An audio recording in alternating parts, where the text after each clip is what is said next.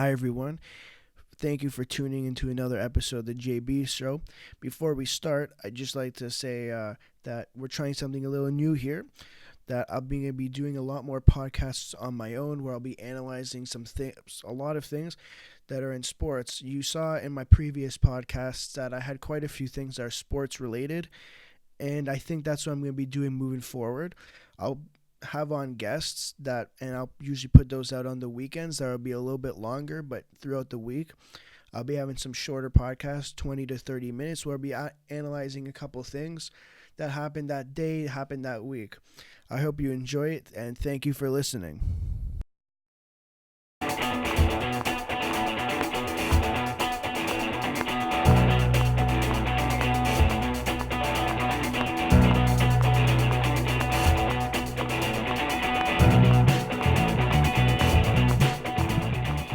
Welcome everyone to another edition of the JB Show.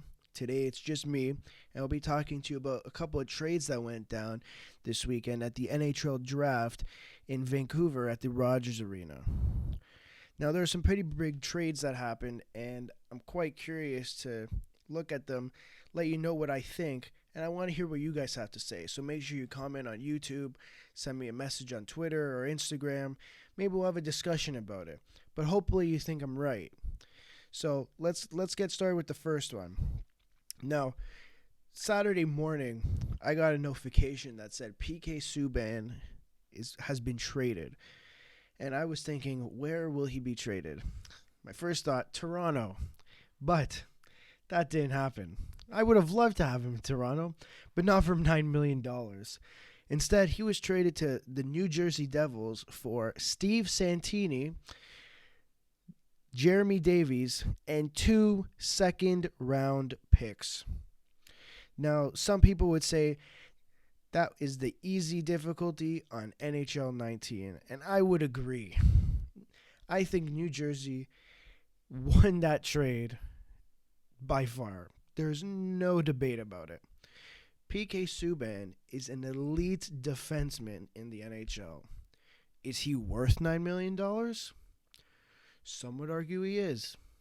Some would argue he isn't. I think he is. He puts up points, and I think he's a great defenseman. Does he have his downfalls? Sure, but name me one player that doesn't have their downfalls, minus Crosby or McDavid, because those are generational talents. I'm not saying PK Subban is a generational talent. I'm saying he's an elite player, and most elite players have downfalls. Now let's look at PK Subban's numbers. Last season he played 63 games. He got injured, which is probably why they got so little for him. And he finished with 9 goals, 22 assists, so 31 points. And now, some would argue that one of the reasons they got so little for him was his poor performance this season. And yes, he didn't perform to expectation this season, but he was injured. It was reported that PK Subban had an upper body injury, probably somewhere in the back area. And any Leaf fan who's listening to this knows what it's like to watch a defenseman play with a back injury. I'm calling out Jake Gardiner for playing with a back injury towards the end of the season and in the playoffs. So it doesn't look good. So I'm not blaming PK for playing with a back injury. I'm saying that's why he was playing so bad. That's why he wasn't playing to how he usually plays. Now, that's not the only reason they got so little for him. It was known throughout the NHL that the Nashville Predators are pretty stacked on defense. They don't have a problem. Without PK Subban, according to Daily Faceoff, this is what the defensive pairings would look like next year. Roman Josi and Ryan Ellis as your first pair. Matthias Ekholm and Dante Fabro as your second pair. And Dan Hamhuis and Steven Santini, who they got in the trade, on your third pair. So it doesn't seem like defense is a problem for them. Now, everyone knows that they're planning to go big on free agency for a nice big second line center, probably Matt Duchene. All odds are looking at Matt Duchene going to the Nashville Predators.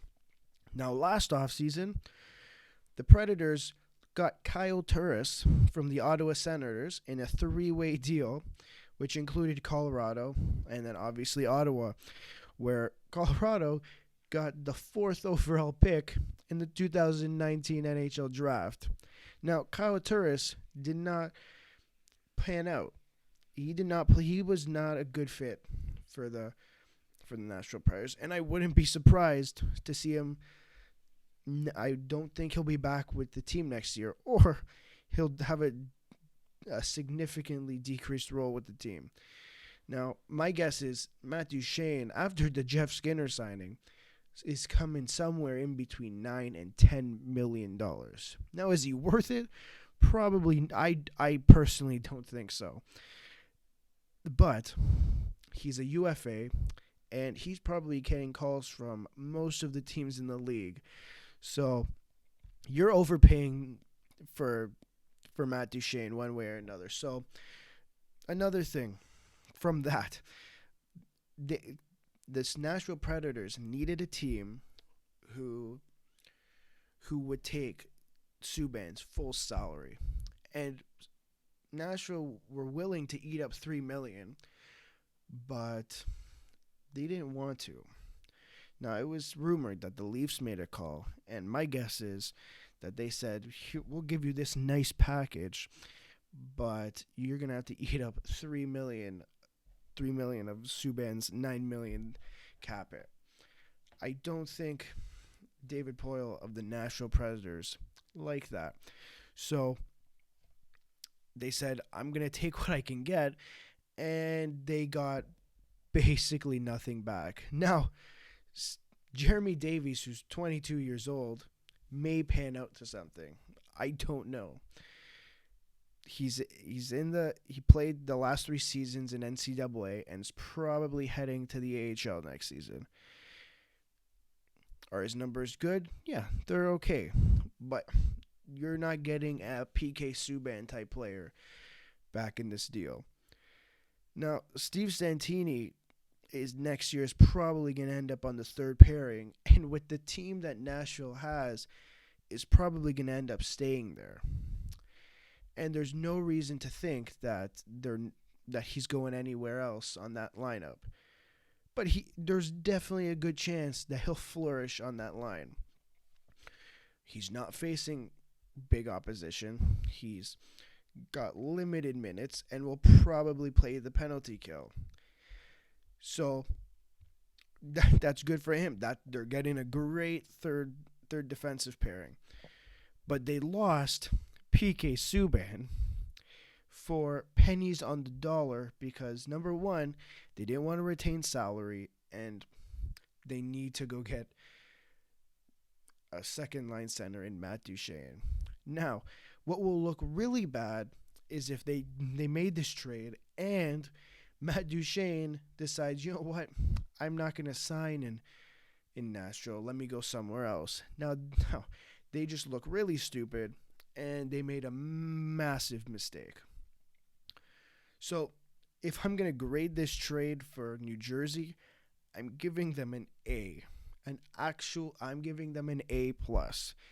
They gave up minimal assets, a defensive prospect, and 2 second-round picks, and they got an elite defenseman. Now, let's not forget, they just drafted Jack Hughes, and they still have Nico Hischier, along with Taylor Hall and the rest of the team. So, all this team needs to get is a good starting goalie, and I would not be surprised to see them in the playoffs next year. As for Nashville, I don't see any reason for them missing the playoffs. Even if they do not sign Matt Duchene, this team is 100% a playoff team, and it will be an absolute failure if they don't make the playoffs. Now, if I'm grading Nashville on this trade, I I can't really make a decision on it yet. It looks like a, at first sight, it looks like a really bad trade. And if I were a GM, I would not personally take that trade on first glance.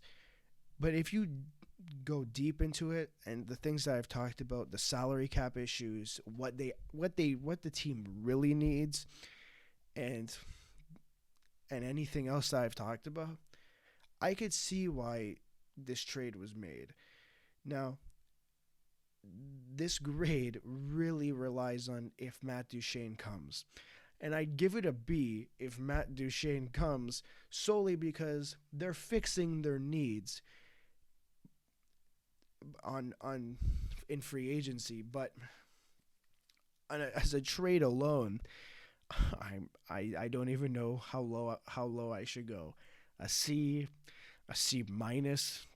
I'm struggling to think of where I should put it, because it's, at first glance, I was in awe. I'm like, my first thoughts were, what would Toronto have to give up in order to get to make a deal like this?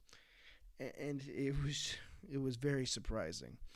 Now, that wasn't the only trade that really surprised me Saturday. Now, Saturday afternoon, I got a notification that said JT Miller of the Tampa Bay Lightning was to be traded to a team and end up being the Vancouver Canucks.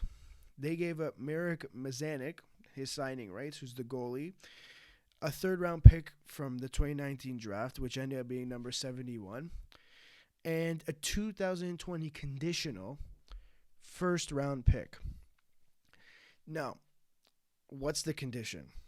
If the Canucks do not make the playoffs in 2019 and 20, the first-round pick will move to the 2021 draft. Now, why was this trade made?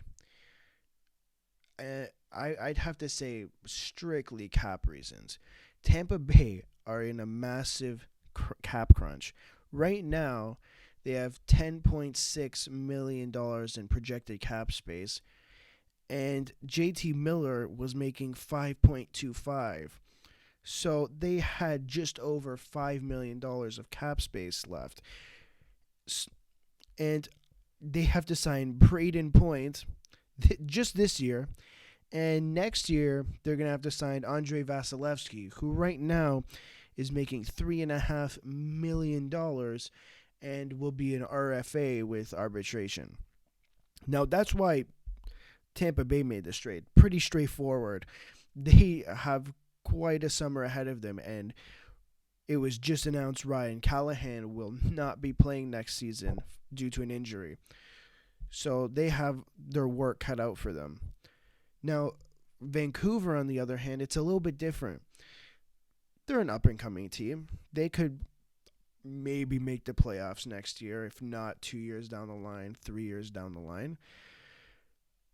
But JT, this is a very risky trade for Vancouver, especially if they don't make the playoffs next year. And we saw that happen with the Ottawa Senators. They had the conditional pick with Colorado for the Matt Duchene trade, and they decided to keep the 4th overall pick to get Brady Tkachuk, and they finished in last place. They finished in last place the year after and had to give the Colorado Avalanche their pick. Now, thank God that the draft lottery system's in place, because Ottawa fans must be cheering that Colorado ended up with the 4th overall pick, which still isn't that, it's still pretty awful. I'm pretty sure Ottawa Senator fans would rather have that pick, which they ended up drafting Bowen Byram with, who it will be a great defenseman in the NHL one day. Now, JT Miller makes $5.25 million for the next 4 years. And Daily Faceoff has them on the second line with Bo Horvat, great second line center, no complaints, and Louis Eriksson.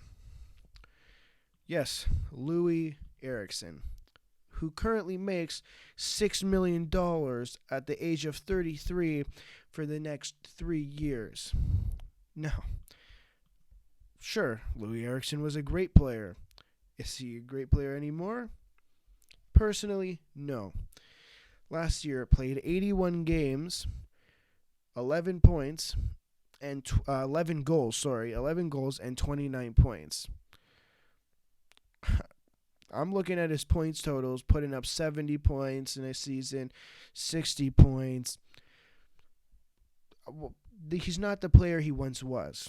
Now, that's a whole different story as why he's getting paid $6 million in his regression years, where he's not putting up those same points. That's a whole different podcast. Now, here's where it gets tricky with this. The Vancouver Canucks are a little bit of a sticky situation. If Roberto Luongo, who's playing for Florida, or currently playing for Florida, retires, there are some major cap hits coming their way because of the contract that he signed with them. Back in 2009, Luongo signed a 12-year contract at a cap hit of 5.33, so it came out to about $64 million. Now, if he decides to retire, the Canucks will definitely face a penalty that will come out to about $2.84 million for the next 3 seasons. While that doesn't seem like a lot, the Vancouver Canucks have some players to sign. Brock Besser, Elias Pettersson, Quinn Hughes in the next 2 years, Adam Gaudette.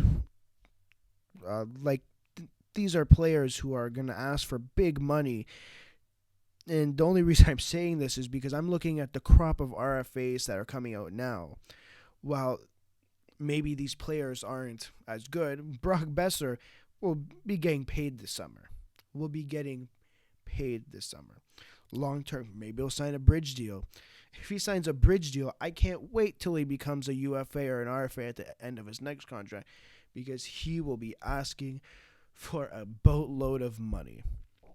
Now, maybe the JT Miller contract has no effect on this, but what it will have effect on is, what if the Vancouver Canucks shit the bed? And there's a good chance that might happen. I don't know how they were lucky to get Jacob Markstrom playing great last year, or decent compared to seasons previous. He played 60 games, 2.77 goals average, and 9.912 save percentage, which is basically identical to the year before. And it's only been getting better. So let's hope next year that he doesn't shit the bed. But they're an up-and-coming team. Don't get me wrong that the Vancouver Canucks are a great team.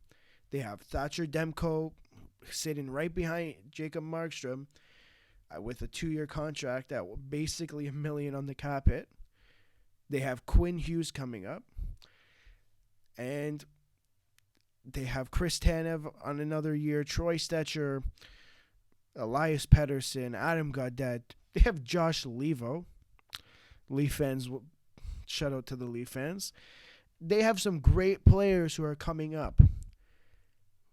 But that doesn't mean they will make the playoffs. Now, let me remind you that they're in the Pacific Division with Calgary, San Jose, Vegas, Arizona, Anaheim, Edmonton, and Los Angeles. Now, Anaheim and Los Angeles, I can kind of just rule out. They're rebuilding teams, but I think Vancouver is definitely ahead of them. With the players that they have, the players that are surrounding their young players, I can't see a move being. I can't see them being ahead. Edmonton, I need to see what Ken Holland does first before I can make a first impression. Like, there's no first impression that's been made yet. Now, Arizona, they've got a good team, good goalie, great forwards, good defense. I can't complain about them. But they finished fourth with 86 points. So, who's the other division in the Western Conference? The Central, with, let me remind you to start, Nashville, Winnipeg, St. Louis, Dallas, Colorado. Those are just the teams that made the playoffs. And then they have Chicago and Minnesota, who are also great teams. Now, I can't see a Pacific team getting a wild card spot because they have at least 5 strong teams in that division who are going to dominate. And the Pacific have 3: Calgary, San Jose, and Las Vegas. So unless Vancouver can push out one of those teams in the next 2 years, I wouldn't be surprised to see the Vancouver Canucks not in the playoffs. But that's my opinion. They have a great team.